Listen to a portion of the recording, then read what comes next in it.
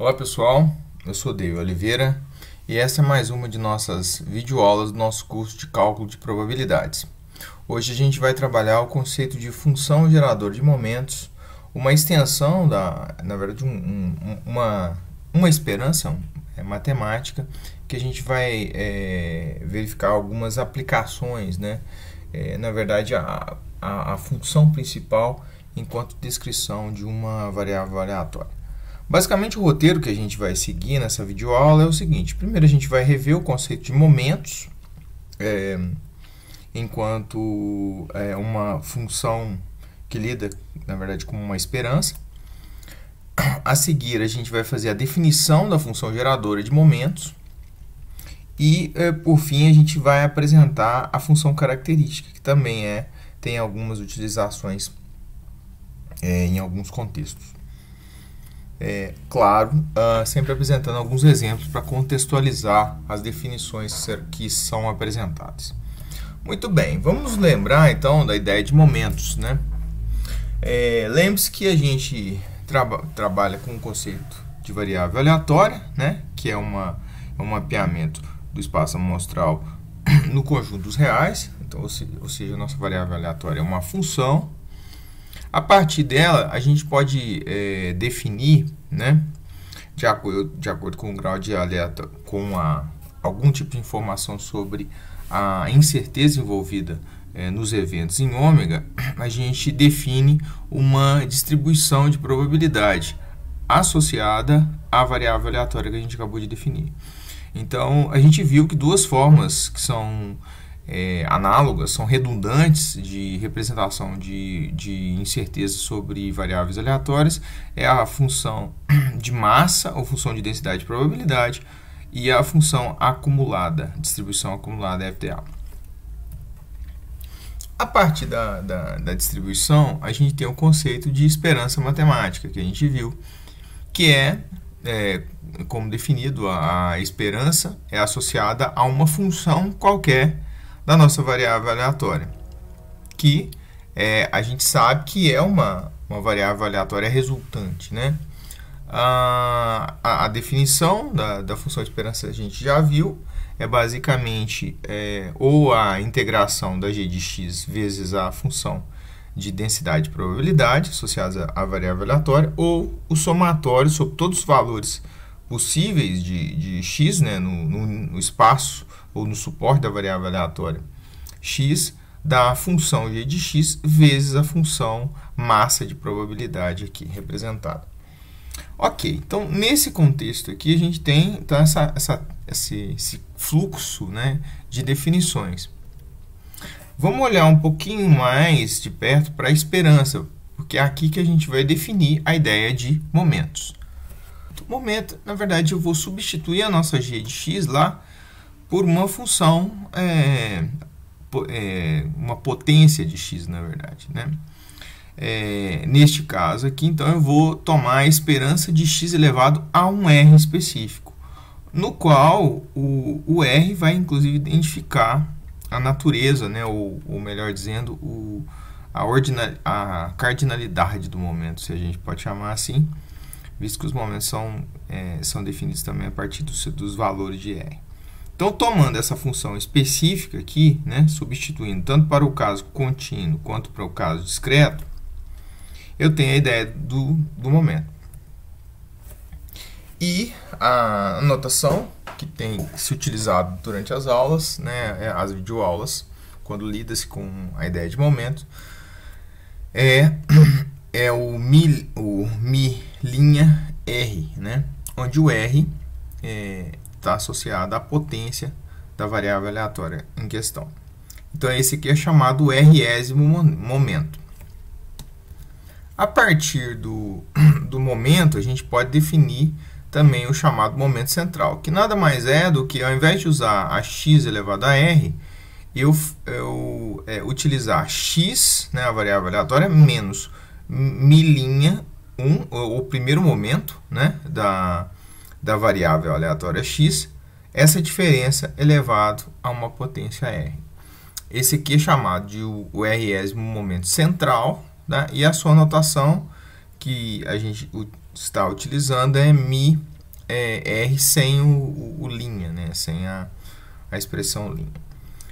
Para os dois casos, a gente tem a mesma situação, né? Eu tenho a variável aleatória contínua, destacando aqui o erro aqui na transparência, e aqui a variável aleatória discreta, visto que a identificação está invertida aqui. Muito bem, então tem o momento e o momento central, né? Mas perceba que o momento, ou melhor dizendo, o momento central, ele é definido a partir do momento. Se a gente vê na função aqui, a gente pega a variável aleatória e o primeiro momento. Uma coisa que a gente pode falar é que os momentos, na verdade, então definem os momentos centrais, né? Ou seja, o momento central, qualquer momento central, pode ser descrito como uma função dos momentos. Vamos mostrar um caso geral, vamos desenvolver aqui o caso geral só para vocês perceberem esta representação, porque aí eu posso lidar diretamente com momentos, não preciso necessariamente lidar com a busca de momentos centrais, ou trabalhar com momentos centrais. Então, eu vou colocar aqui o caso que a gente vai ilustrar aqui, né? Um caso geral, na verdade, mas para o caso de uma variável aleatória contínua, tá? Então, mas o mesmo processo pode ser replicado por caso de variáveis aleatórias discretas. Então, eu tenho, pela nossa definição do momento central, que o momento central é definido como a esperança da variável aleatória x menos o primeiro momento, esta diferença elevada à potência r, né? Então, eu quero o valor esperado dessa função aqui, nesse caso de x. Bem, se a gente tomar aqui a integração, então a esperança vai ser a integração sobre todos os valores de x dessa função, vezes a função densidade de probabilidade associada a esta variável aleatória. Esta potência aqui, ela é uma potência de uma diferença e ela pode ser representada por essa expressão aqui, ó, usando o polinômio de Newton, né, o desenvolvimento dos coeficientes associados a um polinômio aqui. Então, eu vou ter que essa expressão aqui vai ser igual ao somatório de variando de 0 até R, onde R é o limite, a identificação do momento que a gente está trabalhando, somatório de menos 1 elevado a i. Isso aqui vai basicamente definir o sinal do coeficiente que você está lidando no desenvolvimento do polinômio aqui, vezes a combinação de r e ai, vezes x elevado a r menos i, vezes milin 1, né, o primeiro momento, elevado a i. Então, essa expressão aqui, ó, a gente tem que ela é igual a essa expressão, vezes, que na verdade é o desenvolvimento, a expansão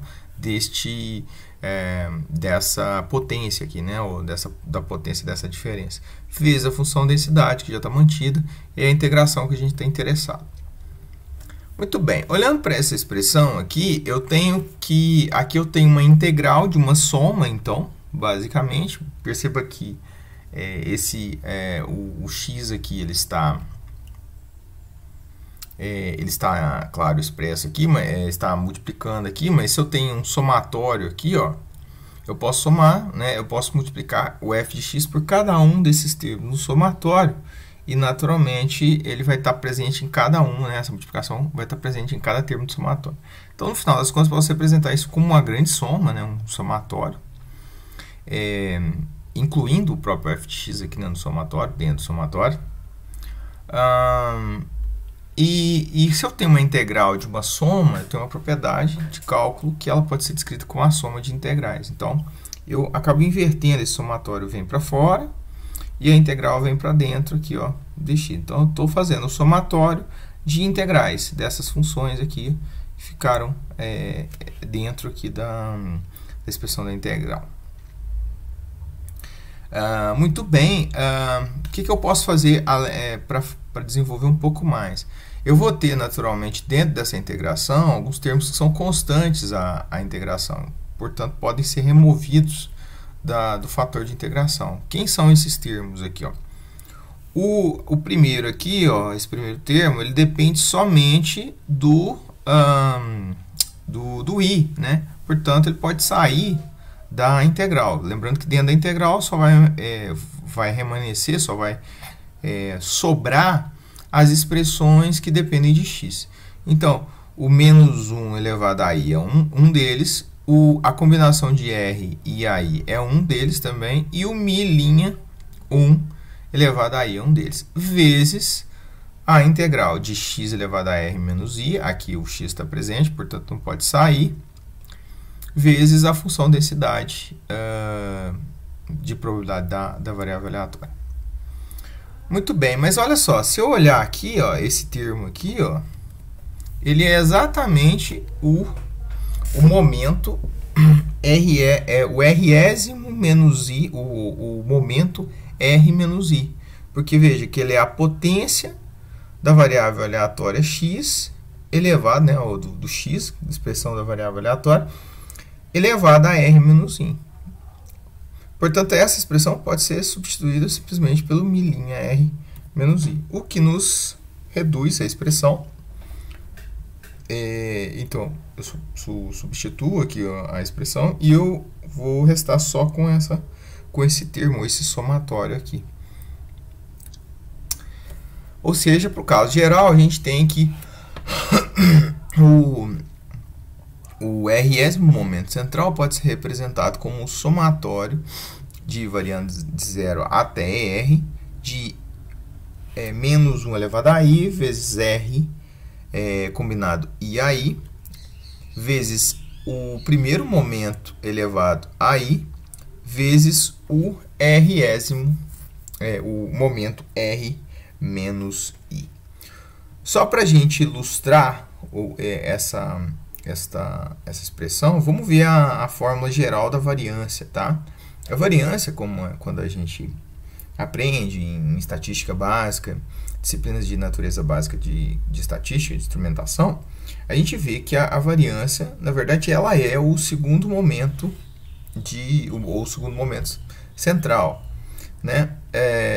Lembrando, então, que o Mi2, se ele é o Mi2, na verdade, né? Se eu estou no Mi2, ele vai ser esse somatório aqui. Então, quando o i é igual a 0, eu estou aplicando aqui a mesma forma. Então, menos 1 elevado a 0, combinado 2, porque o 2 é associado ao segundo momento central, né?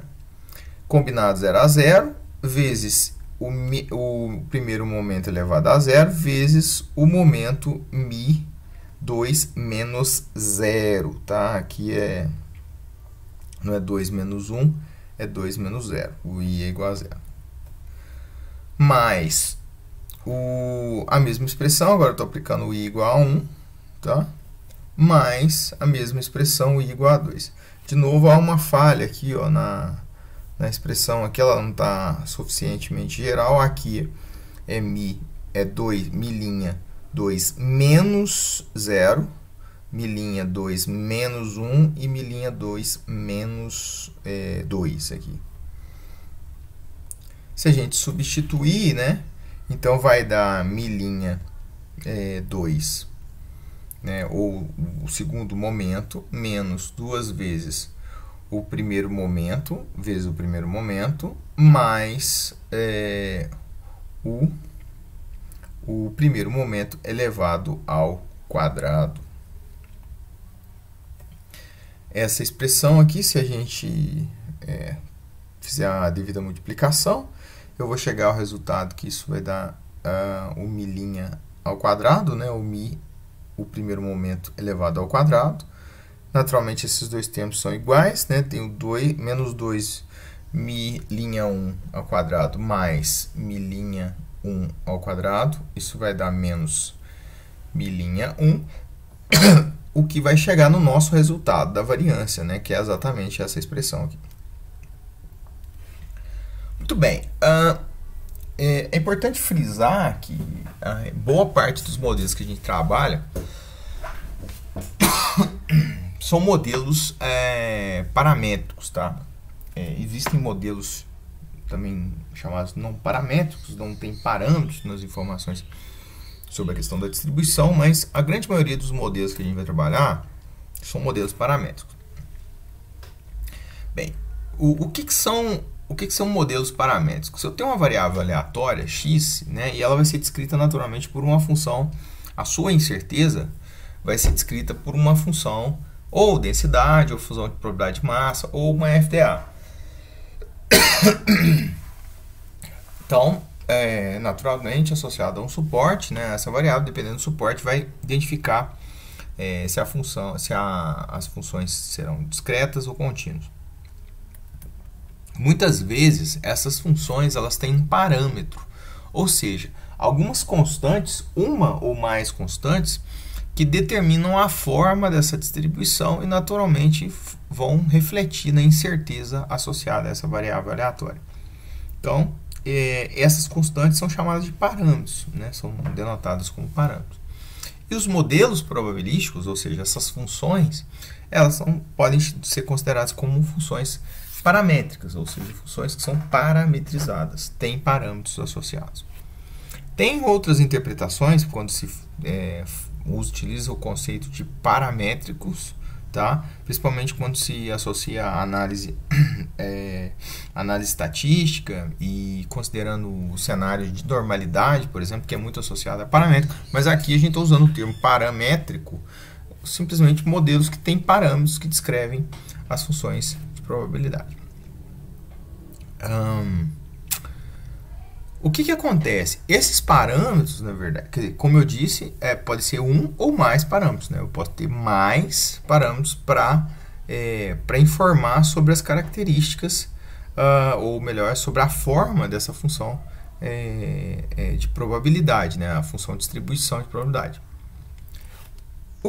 Então, aqui eu tenho uns exemplos de algumas distribuições, né, de probabilidade que tem informações em alguns parâmetros. Então, eu estou citando só algumas, né? Existem uma infinidade de modelos probabilísticos, né? Ou como queiram, de funções de distribuição para variáveis aleatórias, e que nesse caso eu estou apresentando alguns exemplos discretos, contínuos, com os respectivos parâmetros associados. Então, alguns mais conhecidos, a binomial, que a gente comumente utiliza. Então, tem o K, que é o número de eventos de Bernoulli que são realizados, né? E o P, que é a probabilidade associada, a Poisson, com a sua taxa, a geométrica e outras distribuições aqui.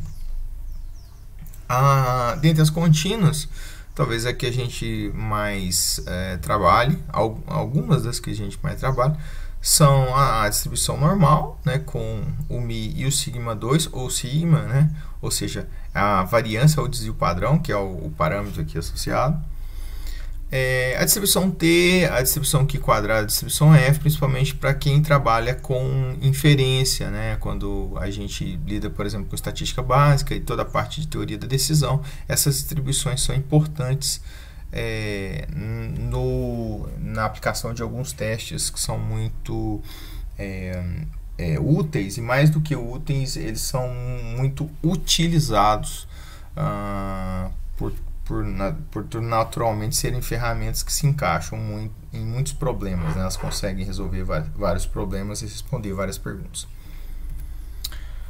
Bem, o que eu tenho aqui é o seguinte: o meu objetivo aqui é falar que muitas vezes os momentos, né, de uma variável aleatória, eles podem ser descritos como uma função dos parâmetros. Na verdade, vão ser uma função dos parâmetros, em caso de funções paramétricas.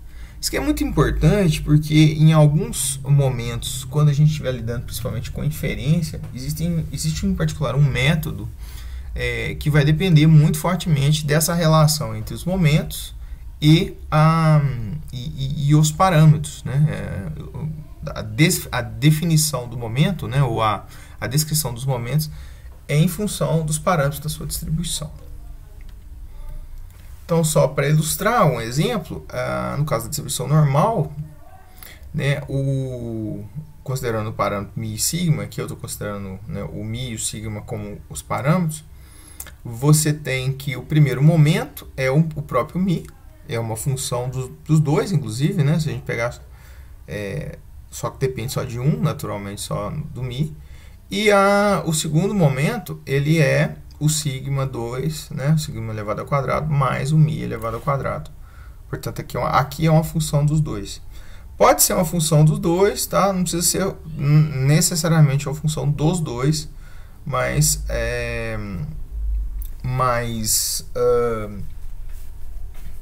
principalmente se você tem mais altas ordens, você vai ver que vai ter funções que vão depender de todos os parâmetros envolvidos no seu modelo. No caso da binomial, a mesma coisa, né? Eu vou ter que o primeiro momento é Kp e o segundo momento vai ser Kp vezes 1 menos P mais K ao quadrado, P ao quadrado. Então, esse é o segundo momento. Lembre-se que eu não estou falando do momento central, estou falando simplesmente do momento. Se fosse o momento, seria a variância, e a gente sabe que a variância da binomial é Kp vezes 1 menos P. Só essa expressão aqui.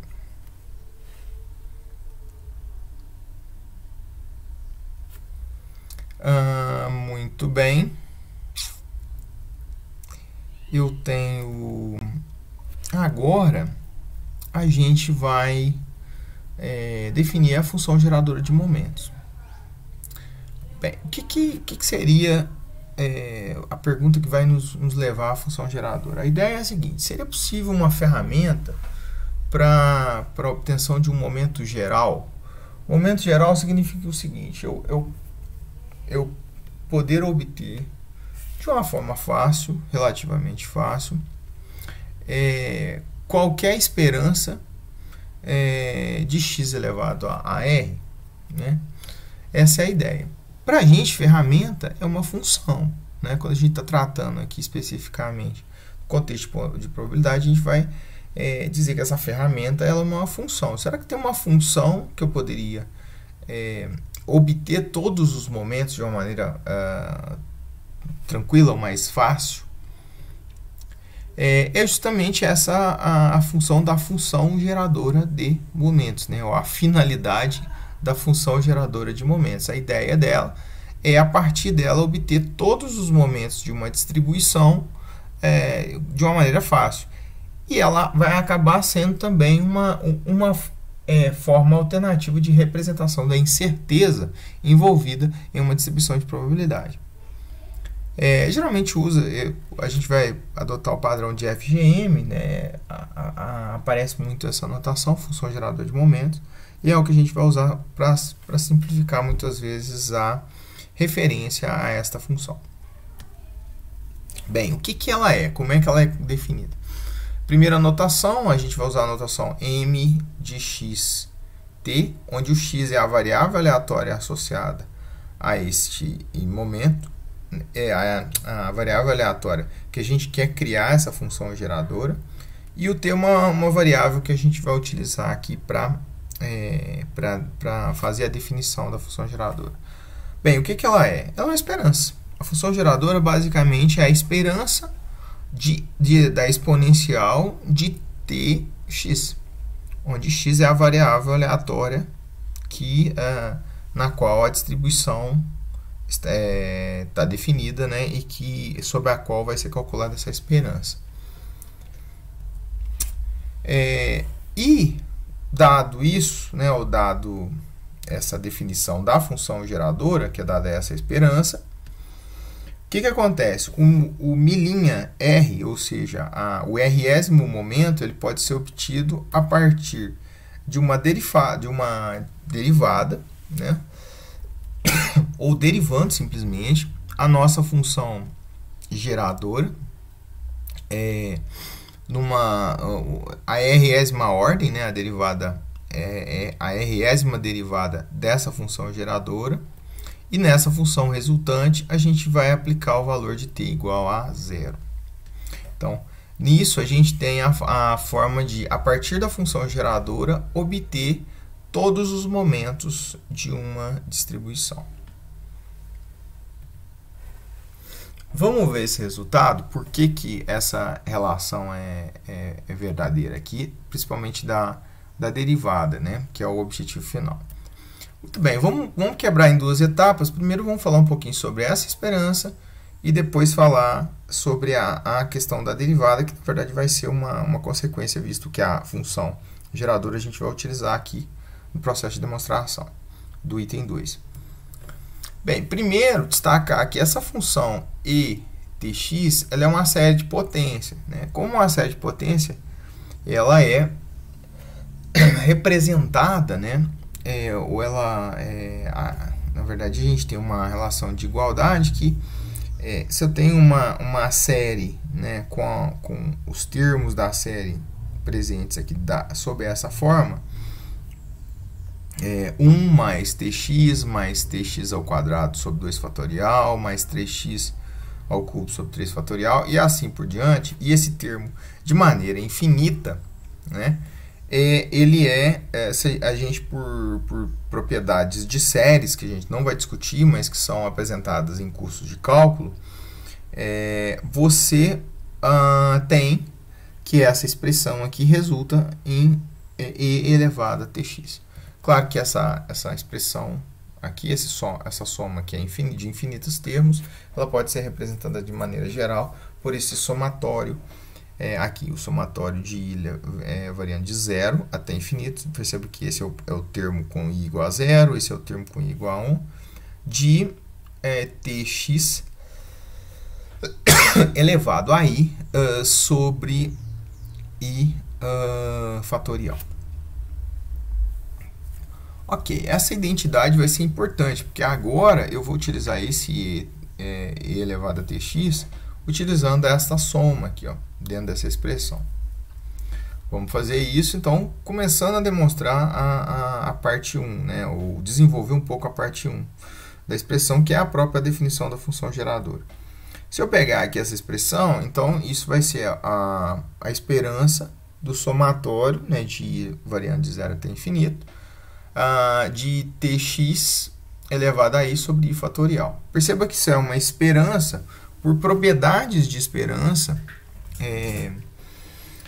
eu tenho que a soma, ou melhor dizendo, a esperança da soma, né, ela pode ser descrita como a soma das esperanças. Ou seja, eu posso inverter, eu posso trocar esse somatório e essa esperança aqui de lugar. Então, eu tenho essa igualdade, né? Lembrando que a esperança ela é uma integração, né? E se eu tenho a integral de uma soma, ela naturalmente pode ser descrita como uma soma das integrais, que é o que a gente está fazendo aqui agora. Portanto, eu vou ter que a expressão resultante vai ser o somatório variando de 0 até infinito da esperança do termo aqui associado à expressão da série. Muito bem, olhando aqui um pouquinho mais, eu posso ainda remover alguns termos aqui de dentro da esperança, que também são termos constantes da esperança. Lembrando que se eu tenho termos que são constantes, ou seja, que estão multiplicando fatores constantes, multiplicando a variável aleatória, eu posso remover da esperança, né? Retirar da esperança, é o que está acontecendo aqui. Nesse caso, eu tirei o t elevado a i e o próprio i fatorial, removendo aqui, vezes a esperança de x elevado a i. Bem, com isso a gente finaliza essa etapa 1, que eu quero mostrar a função geradora, e é o que eu fiz, ela é igual a essa expressão. Bem, como a segunda etapa diz respeito a mostrar que o resultado da derivada, da résima derivada dessa função geradora com t valendo 0, né, sob o valor 0, ela vai dar o résimo momento. Então, eu vou substituir essa expressão do somatório que a gente acabou de fazer aqui dentro da expressão da derivada de ordem r aqui que vai ser obtida. Neste caso, então, eu tenho aqui uma derivada de uma soma. Também, a gente, por propriedade de cálculo, derivado de uma soma de funções é a soma das derivadas dessas funções. A mesma coisa. Então, eu posso aplicar basicamente muito parecido com a ideia da esperança que a gente aplicou aqui. Então, eu vou poder descrever essa expressão como sendo o somatório da esperança, que eu fiz um simples rearranjo aqui. Outra informação é o seguinte: lembre-se que a derivada aqui em relação a t, né? Então, tudo que não depender de t aqui nessa expressão, ele pode ser jogado para fora da derivada. E é o que é feito aqui, ó. Lembre-se que a esperança de x elevado a i sobre i fatorial não depende de t, portanto, ele está fora da derivada. E o que vai sobrar, na verdade, é simplesmente o t elevado a i aqui presente aqui. Então, é o somatório dessa expressão toda aqui, ó, né? Essa expressão toda aqui. Só que a expressão que depende de t mesmo é só essa parte aqui da derivada. Muito bem, e essa derivação aqui? Vamos olhar um pouquinho mais detalhadamente para essa derivação, porque ela vai influenciar nos termos desse somatório. Se eu pegar essa derivada aqui, ó, e a depender do valor do r que a gente estiver falando,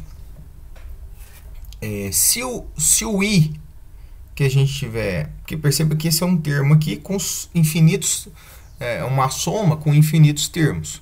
Então, eu vou olhar primeiro para os termos onde o i é menor do que r. Então, para todo i menor do que r, nessa soma aqui de infinitos termos, cada termo vai estar associado a um i. Eu vou pegar todos os termos que o i é menor que esse r de referência que a gente partiu do início para definir o momento que a gente quer calcular. Para todos eles, eu vou ter que a derivada, essa derivada aqui vai ser igual a zero.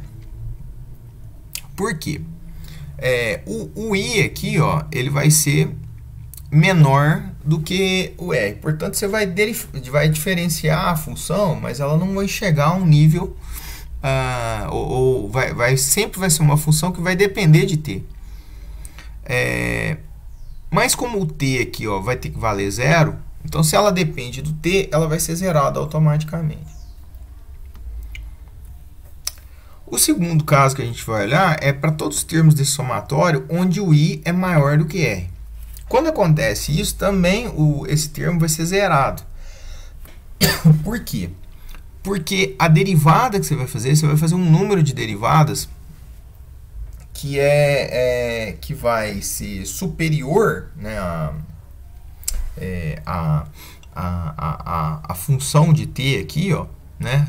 Nesse caso, você vai derivar um número de vezes que seriam r vezes aqui, ó, superior a um número de t, e a expressão vai chegar a uma função constante, onde o t, na verdade, vai ter uma das derivadas que vai ser nula, vai ser zero, e, portanto, vai zerar todo o termo aqui dessa derivada, zerando o termo associado à constante. O único termo que vai permanecer é quando o i for igual a r. Ou seja, nesse somatório de infinitos termos, o único termo que vai ser diferente de zero é quando o i for igual a r, que aí a derivada vai ser simplesmente igual a r fatorial. Portanto, esse somatório aqui, ó, ele vai, todos os termos até o r vão zerar, né? Acima do r e abaixo do r vão zerar, e no r vai dar r fatorial. Então, fazendo isso, a gente vai ter que essa somatória vai ser igual à esperança do x elevado a r sobre o r fatorial. Lembre-se que o i aqui, que vai permanecer, é simplesmente o i igual a r, portanto, tem que substituir aqui, vezes o r fatorial resultante dessa derivada. Cortando aqui, eu vou ter que esse valor vai ser a esperança de x elevado a r. E a gente chega ao final da nossa demonstração, né, mostrando justamente que se eu diferenciar r vezes a função geradora e fizer o t igual a r a zero, eu vou ter como resultado o rs no momento. Justamente o que a gente acabou de validar agora. Muito bem, vamos ver um exemplo. Vamos ver um exemplo do cálculo da função geradora. A gente vai ver um caso que é o caso da distribuição Poisson. Nesse caso, a distribuição Poisson ela tem uma função ela é uma variável aleatória discreta que tem uma função densidade ou melhor dizendo, eu tenho uma função de massa de probabilidade dada por essa expressão. Então, vai ser e elevado a menos lambda vezes lambda elevado a x sobre x fatorial. Os valores possíveis dela, né, são os valores sobre o conjunto 0, 1, 2, 3, 4 e assim por diante. E lembrando que o lambda é um parâmetro, portanto, o que vai acontecer aqui, como eu disse, é que a função geradora vai depender do parâmetro, e esse lambda, que é o nosso parâmetro informando para essa função de massa de probabilidade, ele sempre vai ser maior que zero. Muito bem, vamos encontrar a função geradora para esse caso. A função geradora é essa esperança de e elevado a tx. Então, eu vou calcular a esperança de e elevado a tx. Lembre-se que agora estamos lidando com somatório, porque a variável aleatória aqui é discreta. Então, de x variando de 0 até infinito, que é o suporte da variável aleatória, de etx, que é a função, né, que define a função geradora, a função que a gente vai calcular a esperança, vezes a função de probabilidade, de massa de probabilidade aqui, e elevada a menos lambda vezes lambda elevado a x sobre x fatorial. Bem, o que eu posso fazer? Algumas coisas. Primeiro, eu vou remover o e elevado a menos lambda do somatório. Ele não depende do somatório, só tem que remanescer expressões que dependem de x dentro do somatório. Então, fiz isso. Então, sobra essa expressão aqui, ó. Sobra simplesmente o e elevado a tx vezes lambda elevado a x sobre x fatorial. Perceba que aqui eu posso fazer, como o x são expoentes comuns aqui, eu posso reescrever essa expressão aqui, ó, de maneira a usar o x na potência, de maneira comum essas duas expressões. Então, se eu fizer isso aqui, ó, eu simplesmente fizer e elevado a t vezes lambda, os dois elevados a x, eles vão ser essa mesma expressão. Se a gente lembrar, quando eu tenho potência de potência, eu simplesmente multiplico, né, os expoentes aqui nesse caso. Então, x vezes t vai dar o tx aqui, e o x vezes 1, né, o expoente 1 aqui que está sobrando no lambda. Por que eu fiz isso? Porque agora essa expressão vai se enquadrar numa série de potência. Então, por propriedade de série de potência, a mesma que a gente viu para, inclusive, desenvolver a ideia da função geradora, eu tenho que esse somatório aqui, ó, ele vai ser igual a e elevado a et vezes lambda, fazendo os devidos, né, como eu tenho bases comuns aqui, eu vou juntar essas expressões, né, e rearranjando a expressão, eu vou ter que o resultado vai ser e elevado a lambda vezes e elevado a t menos 1. E esta é a função geradora de momentos da Poisson. Perceba que ela depende do lambda aqui. Bem, pela nossa definição, a função geradora, ela nos permite obter qualquer um dos momentos associados a esta variável aleatória, né? Então, como exemplo aqui, a gente vai obter o primeiro momento usando a ideia da diferenciação. Então, vamos fazê-lo segundo a nossa definição. A gente pode obter o primeiro momento a partir da derivada, nesse caso de primeira ordem, a derivada primeira, da função geradora, e aplicando t ao resultado, aplicando t igual a zero. Então, vamos fazer. Então, vai ser a derivada da função geradora, né? Aqui, perceba que eu estou derivando em relação ao t. Nesse caso aqui, eu tenho uma exponencial e vezes uma função de t aqui em cima, né, no expoente. Portanto, eu vou aplicar aqui a regra da cadeia, né? Então, eu tenho uma composição aqui de funções aqui, E por propriedade da própria exponencial, lembrando que na exponencial, a derivada da exponencial vai ser e elevado ao próprio, né, a própria função de t vezes a derivada da função de t aqui. Bem, fazendo, então, o resultado que eu obtenho, então, vai ser a e elevado à própria função de t, que fica imutável, vezes a derivada dessa função. Se a gente derivar essa expressão em relação a t aqui, ó, ela vai ser simplesmente lambda e elevado a t, né? Aqui o lambda, menos lambda vai dar zero, né? Porque em relação a t. E, como consequência, a gente tem esse resultado da derivada. Bem, agora eu tenho que aplicar os valores de t igual a zero. Então, se eu aplicar o t igual a zero aqui, essa expressão, o t e elevado a t, o e elevado a zero vai dar 1, portanto, vai ficar só o lambda aqui. Aqui, e elevado a t, elevado a zero vai dar 1 também. 1 menos 1 vai dar 0. Essa expressão vai virar toda 0, isso aqui vai virar 1. Portanto, o resultado vai ser só o lambda que vai permanecer, que é justamente o primeiro momento da Poisson. Ok, vamos ver agora um exemplo da distribuição uniforme contínua.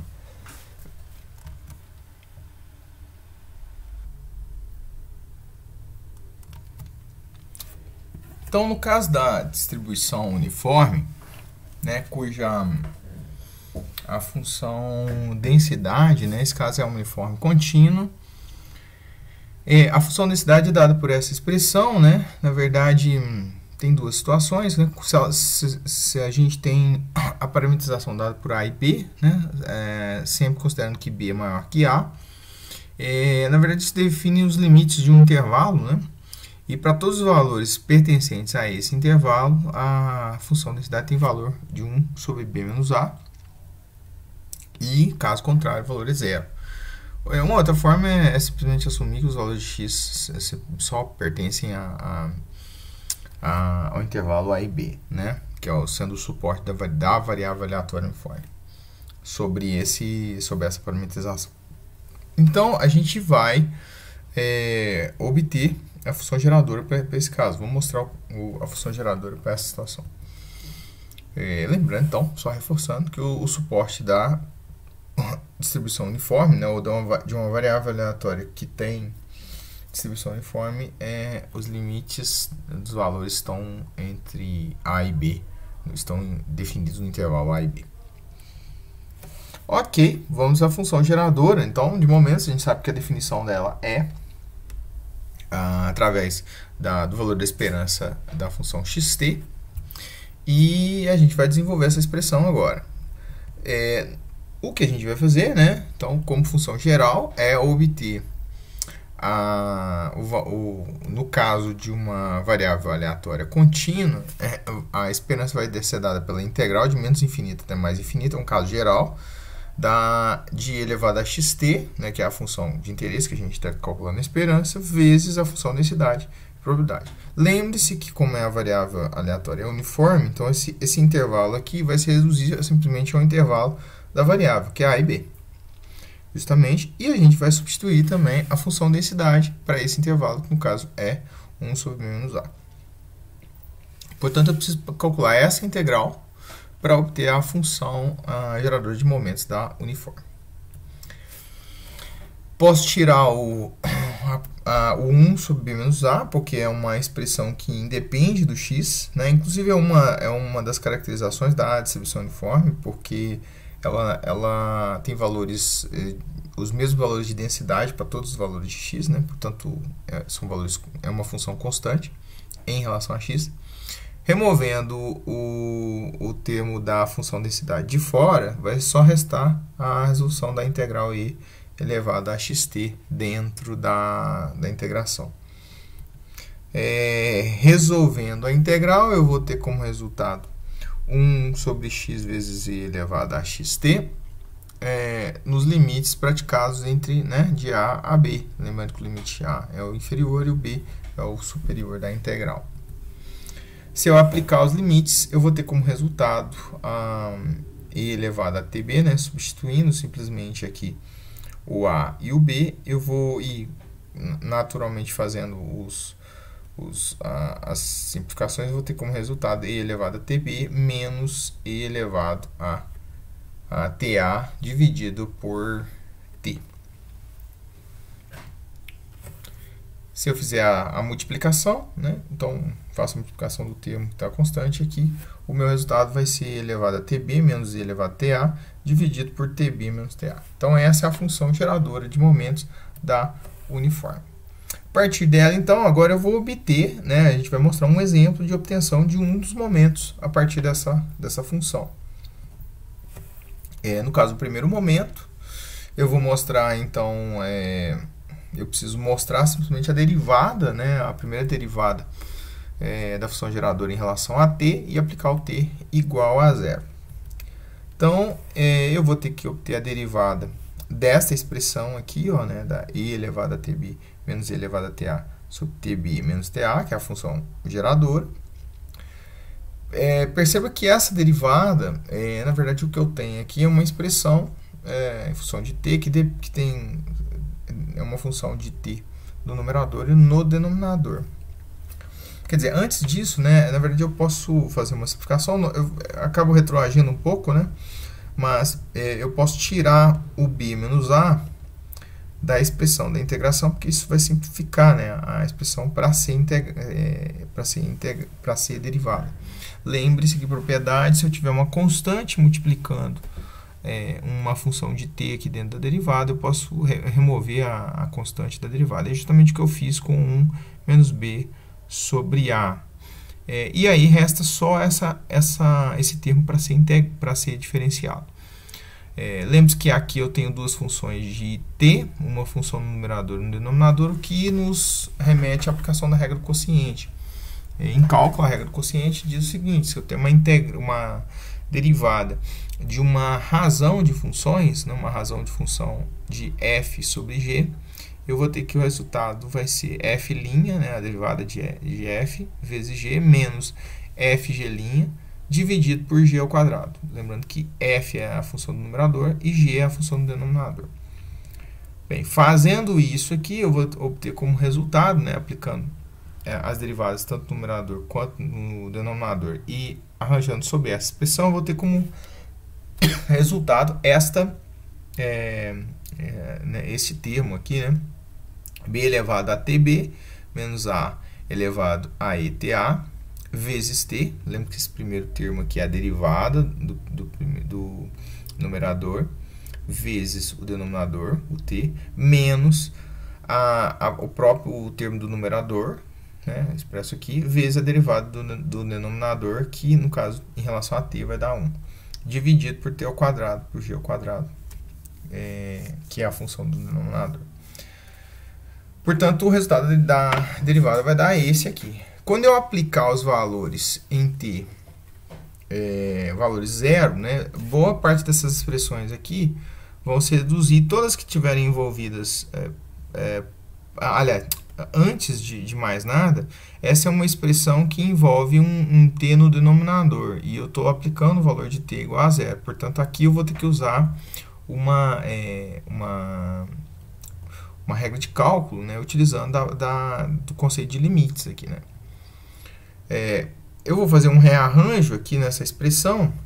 Eu posso quebrar essa expressão numa diferença dessas duas expressões. Por que eu estou fazendo isso? Porque isso vai facilitar na hora de a gente avaliar principalmente o limite dessa expressão, que é o que a gente vai fazer.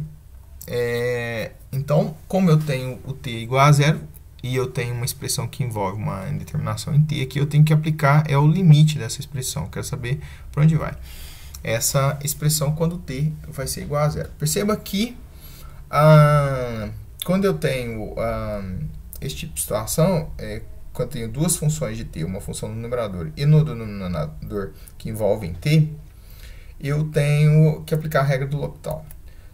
Então, antes de aplicar a regra do L'Hopital, na verdade, aqui o que eu fiz foi simplesmente assumir que o limite da diferença é a diferença entre os limites. Então, apliquei simplesmente uma propriedade de cálculo, né, de limites.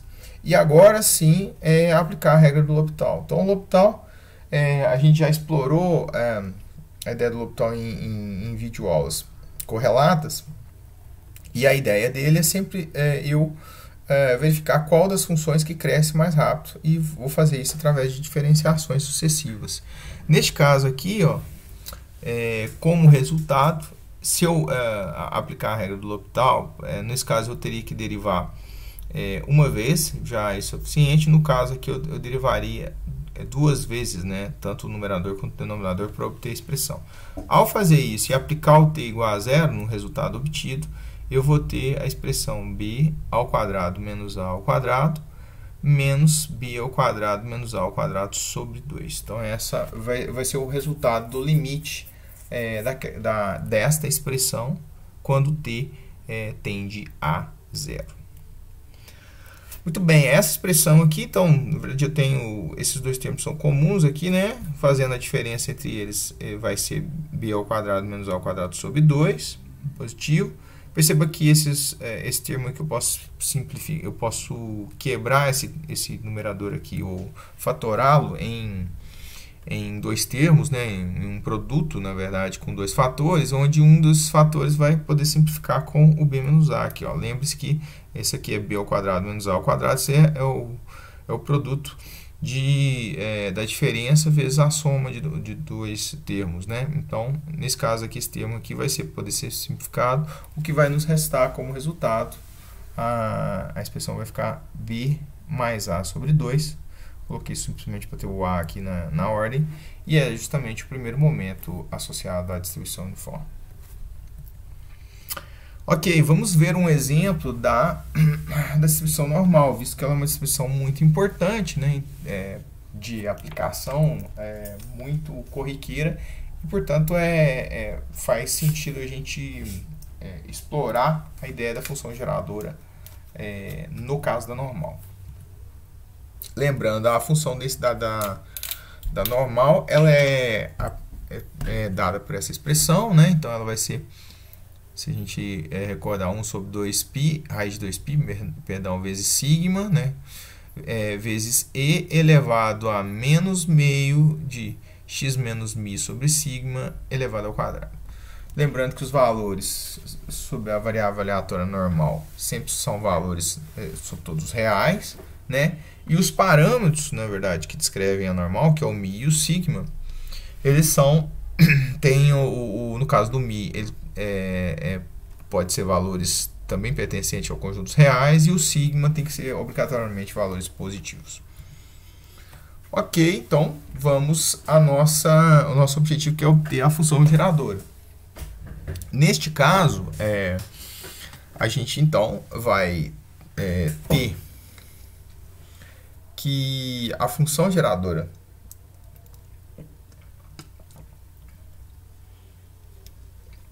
para a gente fazer um desenvolvimento aqui mais simplificado, eu vou fazer o seguinte: eu vou pegar esta variável aleatória x aqui, ó, e eu vou fazer uma alteração nela, na verdade, de tal forma que a gente facilite, na verdade não facilite, mas que a gente possa gerar uma conta mais simplificada em termos do cálculo propriamente dito da esperança. Então, o que eu fiz aqui? Perceba que se eu colocar aqui x menos mi, então essa expressão aqui, ó, vai ser igual a essa aqui, ó. Né? Essa multiplicação aqui vai ser t menos mi. Lembre-se que eu tenho expoentes aqui de mesma, ou melhor dizendo, tem potências de mesma base, e que eu vou somar os expoentes. Portanto, se eu somar esse expoente com esse expoente aqui, vai dar exatamente o tx. Por que eu fiz isso? Perceba que agora esse termo não envolve x, então ele não precisa estar dentro da esperança. Ok, perfeito. Posso remover ele da esperança e mantenho aqui só a expressão que depende de x, que tem que permanecer, visto que a esperança é uma integração em x. Além disso, o que eu vou fazer? Eu vou fazer uma transformação, não uma transformação, mas eu vou reescrever essa expressão, vai continuar sendo igual, de tal maneira que apareça o sigma aqui no denominador. Fazendo isso, né, para a expressão permanecer a mesma, se eu coloquei o sigma aqui dividindo, eu tenho que colocar o sigma aqui multiplicando. E aí eu chego ao meu resultado, que eu quero mostrar aqui, né, ou exibir aqui, essa variável aleatória, ela é uma variável normal, com média e variância aqui, e eu pego e padronizo ela. O que eu estou fazendo aqui é padronizando, ou seja, tirando a média e dividindo pelo desvio padrão. Lembre-se que essa variável aleatória resultante dessa transformação vai ser uma variável aleatória normal e padrão, ou seja, com média 0 e variância 1. Ou seja, eu posso reescrever essa expressão dessa esperança em termos de uma esperança de uma variável aleatória z, onde z é uma normal padrão. É isso que eu vou fazer. Então, reescrevendo em z.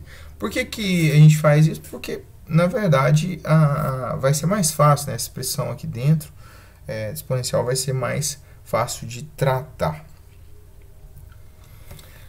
Muito bem, então, eu vou ter, dado que essa variável aleatória z tem uma distribuição normal padrão, eu vou ter que a minha expressão do valor esperado vai ser o ETMI, que eu já tinha tirado fora da esperança, vezes a integral de e elevado a sigma tz, que é a expressão que eu quero calcular a esperança, vezes a função densidade de uma normal padrão, dada aqui, ó, 1 sobre 2π, o sigma apareceria, mas é 1, né?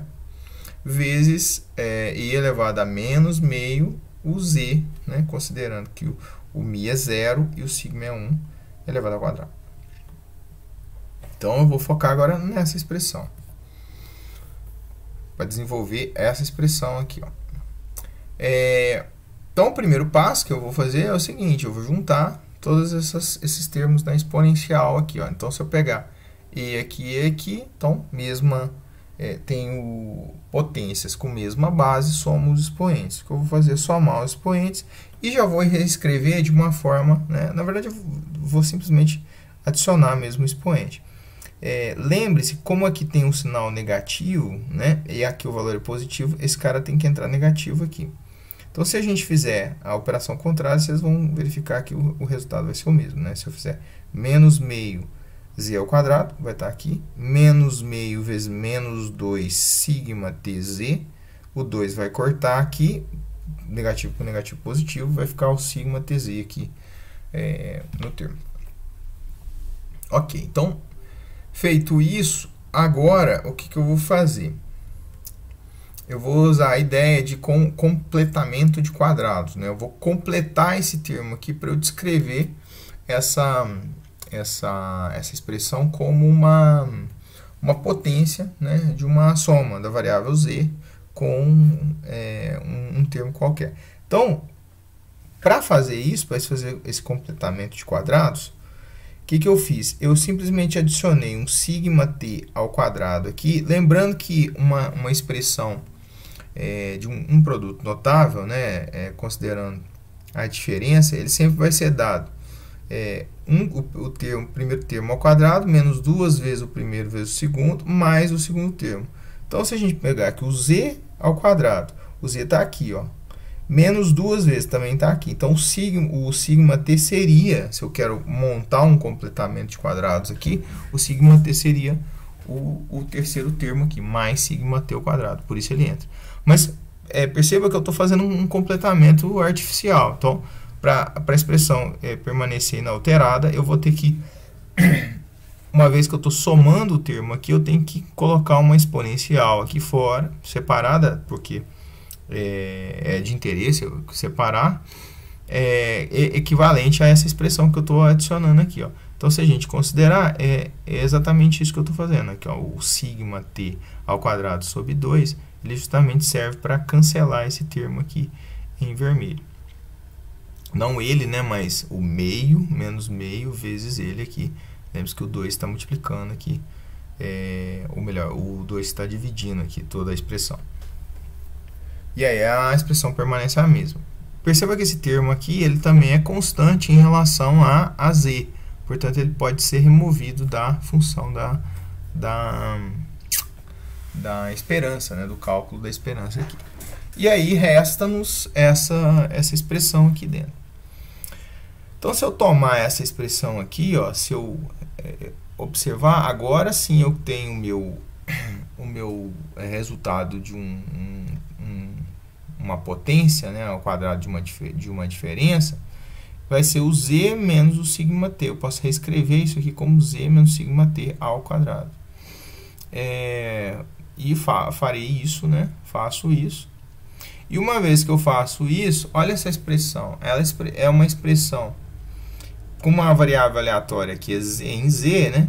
Esse termo aqui, ó, eu posso olhar como sendo uma normal, com a média igual a sigma t e a variância, né, ou o desvio padrão, igual a 1, porque ele não está aparecendo na expressão. 1 aqui, né, e 1 aqui na divisão. Exatamente isso. Então, essa expressão toda aqui, ela representa uma normal com média sigma t e variância 1.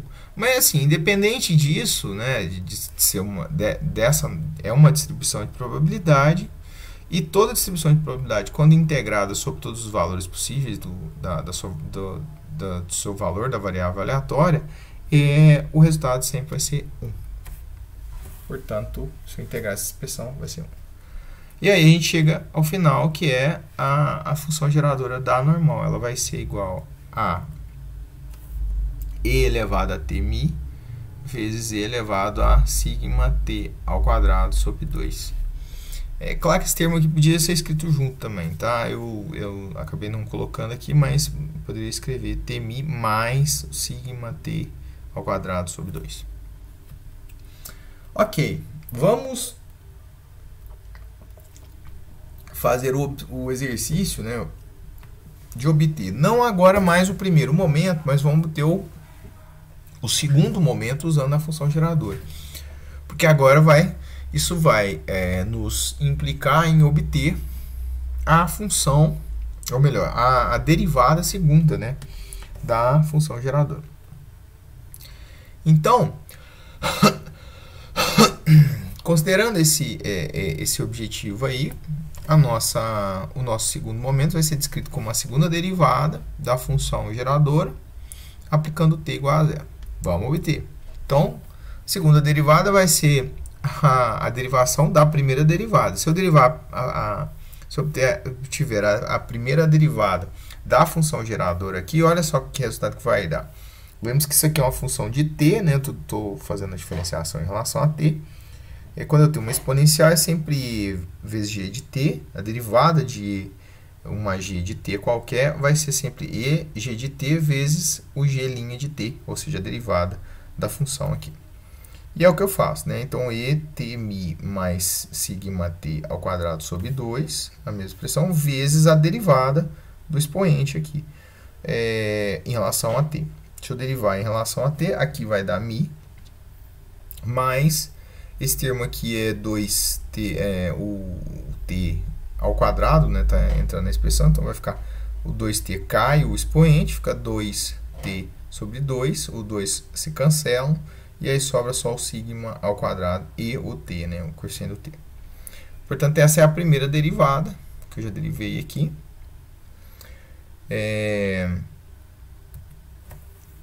Agora, eu tenho que obter a segunda derivada. Para fazê-lo, eu vou ter que aplicar a regra do produto, né, visto que eu tenho duas funções de t aqui envolvidas, né, e o produto de duas funções de t. Fazendo a regra do produto, lembrando que se eu tenho fg, a derivada disso vai ser f' vezes g mais f vezes g'. Então, obtendo o f', né, é simplesmente a derivada dessa expressão, a gente já tinha feito, né, ela aparece aqui, vezes a g, que está em rosa, mais a f, né, sem a diferenciação, vezes a g', a derivada disso em relação a t. A derivada disso aqui em relação a t vai dar sigma ao quadrado, né? Esse termo aqui vai ser constante em relação a t.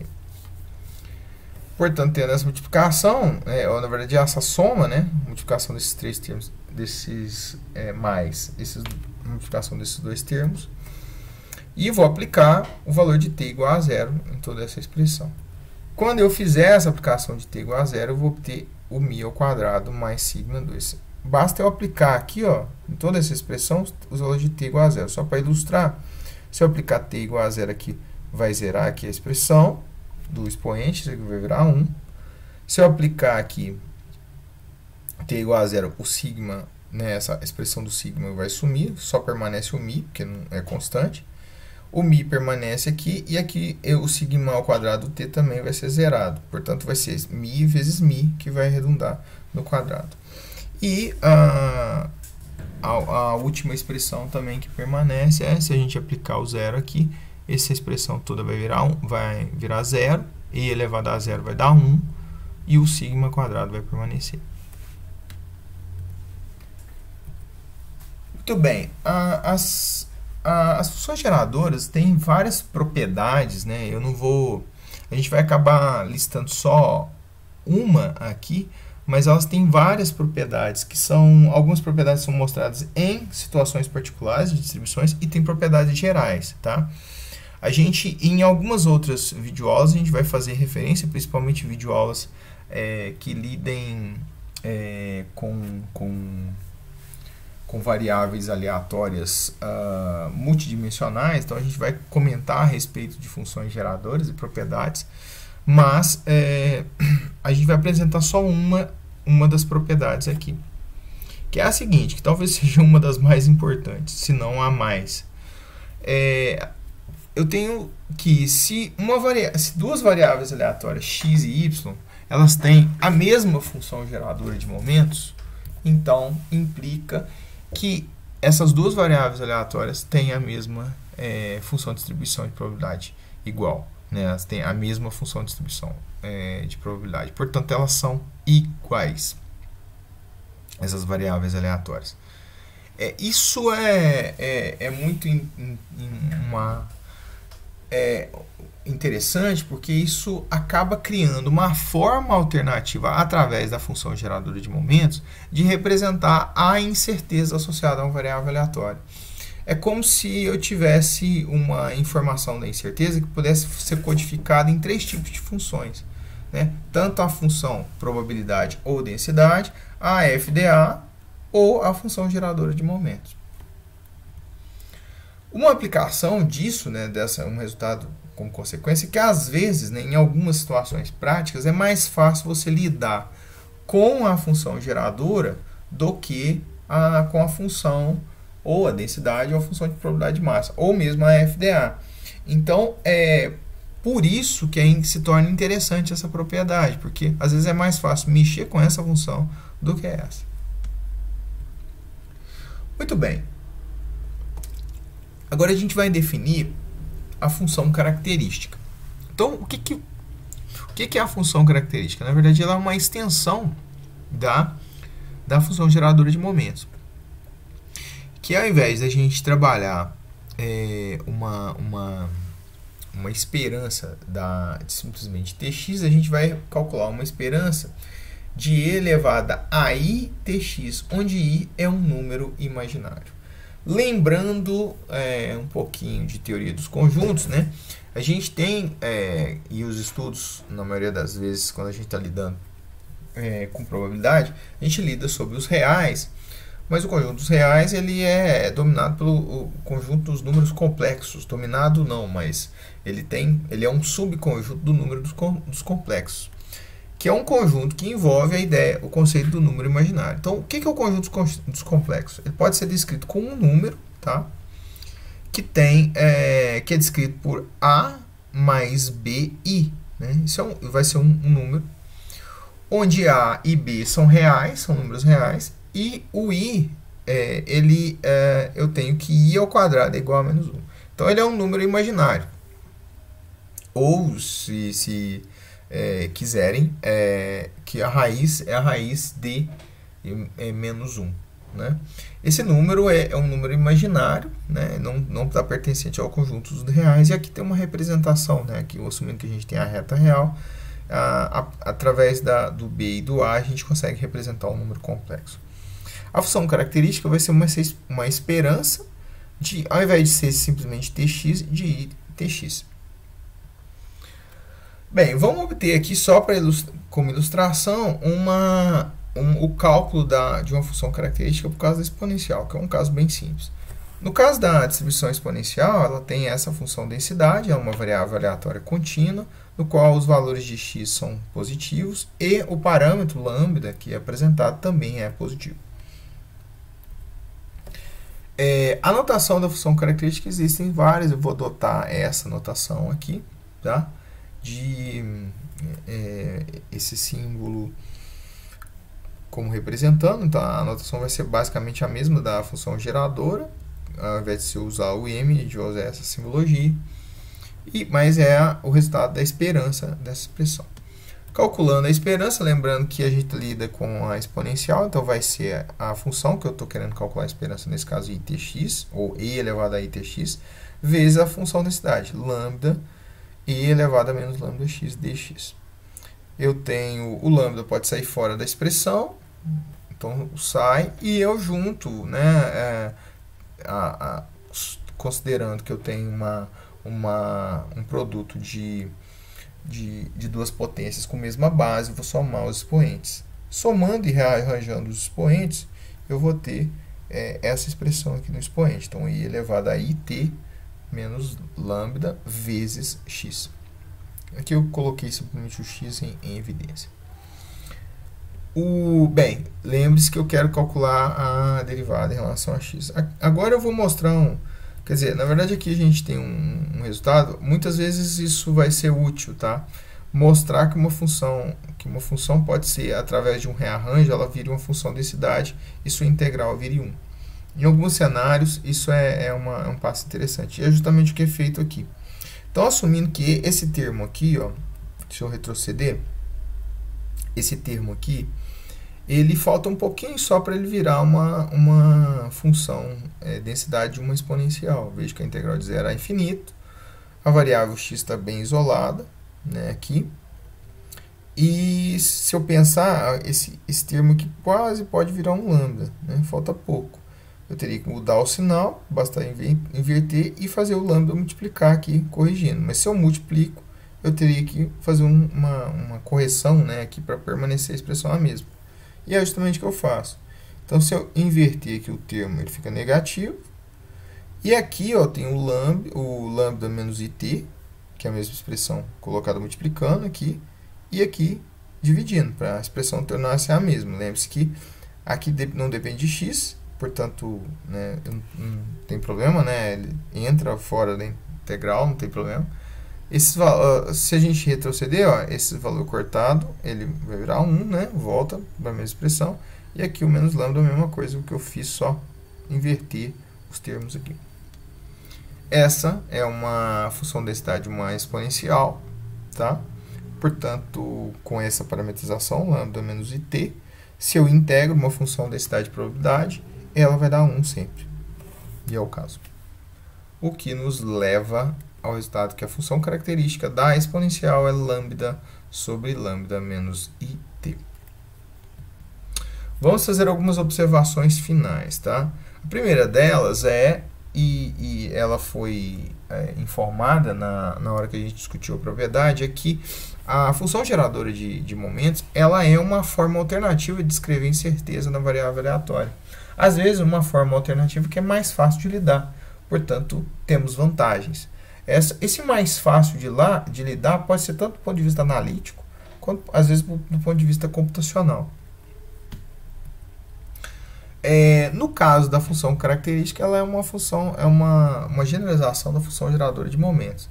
Tanto que a gente tem, por exemplo, o caso que a função geradora de momentos, ela vai ser um caso particular da função característica. Se eu pegar a função característica de menos it, vai dar justamente a função geradora de momentos. Claro que aplicando o argumento aqui na função característica e tomando as propriedades associadas a números complexos, né, para se lidar com produtos, principalmente do i aqui, do número i. De novo, existem várias propriedades a respeito da função geradora e função característica. A gente não vai discutir essas propriedades aqui, mas muitas vezes, quando vocês estiverem lidando com alguma distribuição em específico, em particular, seja ela paramétrica ou não, essas propriedades vão ser reforçadas e a gente vai discutir um pouquinho mais quando lidar com variáveis aleatórias multidimensionais e a parte de probabilidade multivariada. Só para frisar, alguns três blocos de propriedades, quando a gente, como eu disse, quando estiver lidando com famílias paramétricas, né? Alguns casos particulares eles vão enfatizar essas propriedades, mas tem propriedades gerais que funcionam para qualquer distribuição. Quando a gente estiver trabalhando com variáveis aleatórias multivariadas ou vetores aleatórios, e quando a gente estiver trabalhando com a ideia de convergência em variável aleatória, que vai ser, na verdade, tipos de convergência, né, de probabilidade, que vão também estar associadas à função geradora de momentos. Muito bem, com isso a gente termina a nossa videoaula e eu vejo vocês numa próxima.